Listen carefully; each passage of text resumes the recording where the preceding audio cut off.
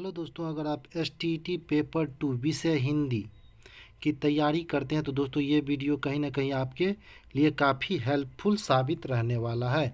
दोस्तों, चयनित कहानी में एक कहानी दिया गया आपके सिलेबस में, कानों में कंगना।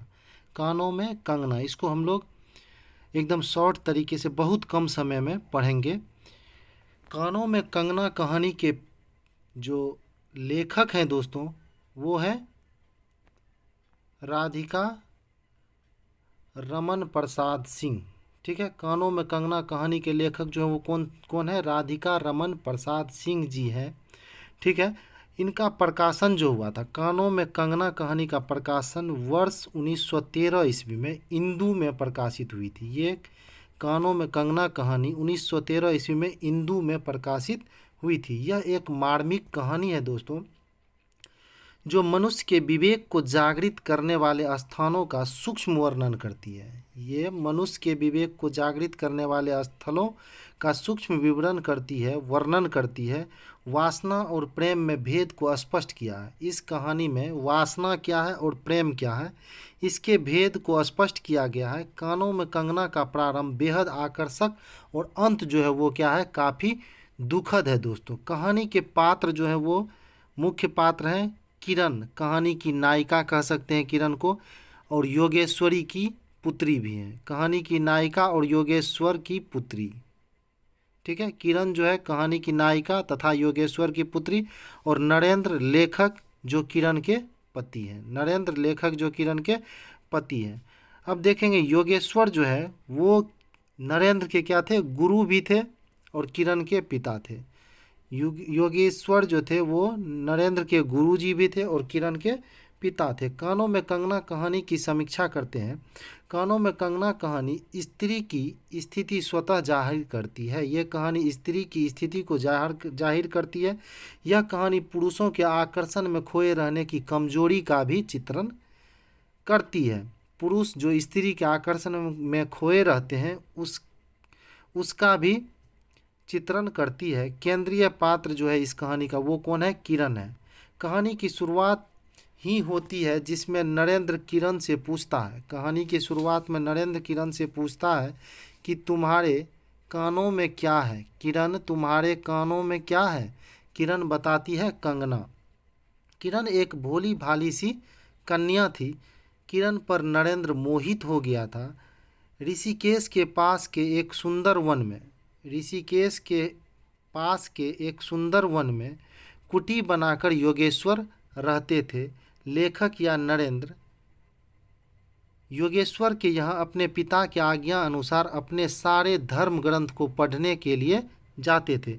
एक दिन वह किरण को बिठाकर कुछ पढ़ा रहे थे और नरेंद्र को देखते ही सहसा बोल उठे और खड़े हुए लेखक के कंधे पर हाथ रखकर गदगद स्वर में बोले। कौन बोले? योगेश्वर गदगद स्वर में बोले। क्या बोले? अब मैं आगे बता रहा हूँ। नरेंद्र, अब मैं चला।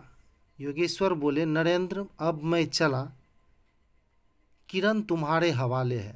योगेश्वर बोले, जो नरेंद्र के गुरु थे और किरण के पिता थे, उन्होंने नरेंद्र के कंधे पर हाथ रखकर क्या बोले कि नरेंद्र अब मैं चला, किरण तुम्हारे हवाले है। यह कहकर उन्होंने किरण का हाथ नरेंद्र के हाथों में दे दिया। आंसू भरे नयनों के साथ वो चले गए। ठीक है, आंसू भरे नयनों के साथ कौन चले गए? योगेश्वर चले गए।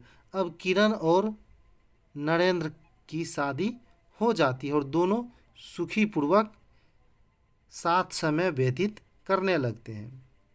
अब किरण विवाहिता के परिधान और श्रृंगार में नरेंद्र को और ज़्यादा मोहित करती है।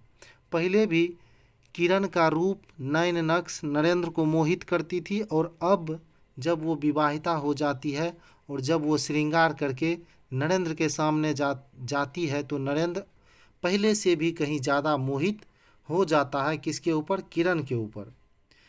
इसी तरह 2 वर्ष बीत गए। एक दिन नरेंद्र मोहन के घर गया। एक दिन नरेंद्र जो किरण का पति था मोहन के घर गया, जहाँ उसे एक किन्नरी मिली। उसको देखते ही वह किन्नरी पे मंत्रमुग्ध हो गई। कौन? नरेंद्र किन्नरी पे मंत्र मुग्ध हो गया। तभी से वह सब कुछ छोड़ किन्नरी के पीछे पागल सा हो गया। नरेंद्र विवाह के पश्चात एक किन्नरी के ऊपर मोहित हो जाता है। इसी तरह 5 महीने बीत गए। इसी दौरान उसने उस किन्नरी को कई उपहार भेंट किए। नरेंद्र चोरी छिपे किन्नरी को उपहार दिया करता था। किरण के सारे गहने बहाने बनाकर चोरी चोरी उस किन्नरी को दे देता है। जब उस किन्नरी को देने को कुछ नहीं बचा, तब नरेंद्र ने किरण से पूछा, कोई गहने बचे हैं और तुम्हारे पास?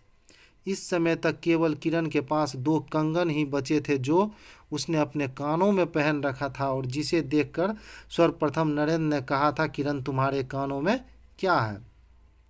उसने अपने कानों के कंगन को दिखाया। उसे उस प्रथम पल की याद आई जब पहली बार नरेंद्र ने उसे देखा था। यहाँ पर शकुंतला और दुष्यंत की कहानी का भी जिक्र मिलता है। अभिज्ञान शकुंतलम, जहाँ अंगूठी एकमात्र निशानी होती है। किरण को इस बात की भनक लग गई और दुखित किरण इस दुनिया से चल बसी और वो नरेंद्र के इस व्यवहार से दुखी हो गई किरण और वो इस दुनिया से चल बसी। जो कि कहानी की शुरुआत में ही किरण से नरेंद्र पूछता है, तुमने कानों में कंगन क्यों पहना है? किरण की मृत्यु के उपरांत नरेंद्र को आत्मग्लानि होती है और उसके पास पछताने के सिवा कुछ नहीं बचता है। तो दोस्तों, यही है कानों में कंगना कहानी की शुरुआत और अंत। शुरुआत सुखद होती है और अंत दुखद होता है। तो दोस्तों, आई होप आप लोगों को ये पूरी कहानी पसंद आई होगी जो 1913 में इंदु में प्रकाशित हुई थी। तो दोस्तों, अगर इस कहानी से प्रश्न पूछे जाते हैं तो निश्चित रूप से आप उस प्रश्न के जवाब दे देंगे। तो दोस्तों, पुनः वीडियो देखने के लिए बहुत बहुत धन्यवाद।